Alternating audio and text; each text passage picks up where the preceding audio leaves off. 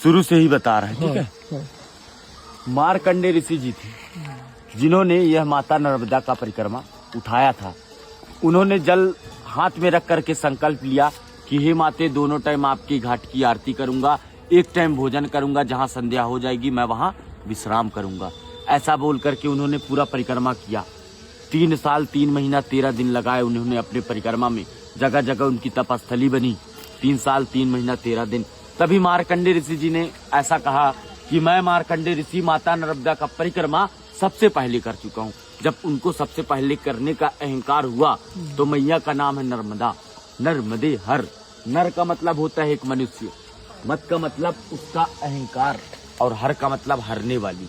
नर के मद को हरने वाली। मार्कंडेय ऋषि जी का अहंकार टूटा। मार्कंडेय ऋषि जी खंडित हुए। जब उनको ये प्रतीत हुआ कि अब माता नर्मदा का परिक्रमा तो कोई नहीं कर पाएगा, इसके कारण उनको वो दूसरी बार कोशिश किए।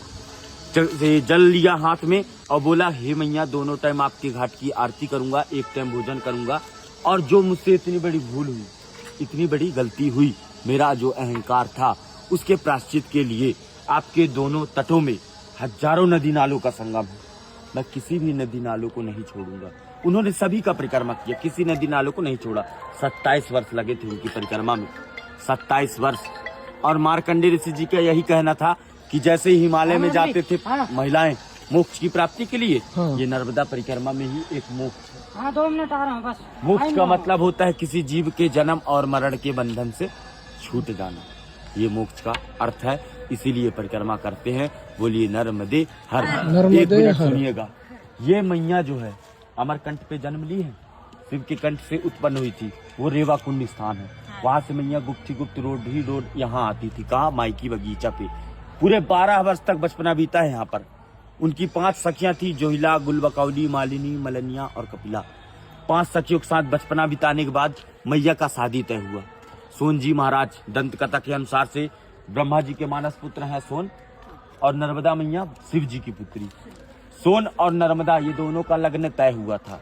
24 किलोमीटर दूर जो माई का मंडप है, वहां मैया तैयार हो रही थी, वस्त्र श्रृंगार कर रही थी। तभी मैया ने अपनी सखी जोहिला को कहा कि तुम बाहर देख कर आओ, बारात आया कि नहीं आया। तो जोहिला ने कहा, माते मेरे वस्त्र गंदे हैं, इस वस्त्र में मैं बाहर नहीं जाना चाहती। तभी मैया ने अपने वस्त्र श्रृंगार जोहिला को दे दिया था। जोहिला उस वस्त्र श्रृंगार को पहनकर बाहर चली गई। जितने भी बाराती वाले थे सभी देखे, इतने सुंदर रूप, यही दुल्हन की रूप में लग रही है। उसे मंडप पर बैठाल दिया गया। जोहिला भी जानबूझ करके बैठ गई और जो है छल कपट करते हुए वो बैठी। सोन जी महाराज जाने अनजाने में बैठ गए। दोनों की शादी लग्न करा दिया गया। मैया तभी से कुंवारी कन्या के नाम से मानी गई। माता जी का शादी लग्न नहीं हो सका। मैया एक कन्या से जलधारा के रूप में परिणित होने का भी निर्णय ले ली। और जब वो जलधारा बनती है तो अमरकंठ पे माता जी का मस्तक है, नाभि कुंड पे, नेवावर पे नाभि कुंड है, और चरण समुद्र में है। इस नदी का परिक्रमा आप इसलिए एक ही नदी का परिक्रमा किया जाता है, नर्मदा नदी, जो कि गंगा, जमुना, सरस्वती, माताप्ती सभी से सर्वश्रेष्ठ है।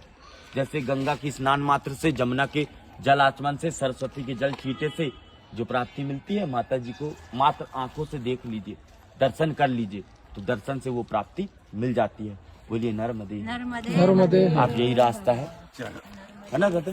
नर्मदे हर बाबा, नर्मदे हर। बढ़िया, आपको अच्छा लगा? बहुत बहुत। बाबाजींनी आपल्याला ऐसा दीजिएगा कि हम देख लीजिए। नर्मदे हर। बाबाजींनी आपल्याला खूप छान माहिती दिली, जी आपल्याला माहित सुद्धा नव्हती। तर सगळ्यांनी एकदा म्हणूया नर्मदे हर हर। जय हो मैया, आपका अच्छे से पार लगे, घर द्वार में कभी परेशानी ना आए। नर्मदे। नर्मदे।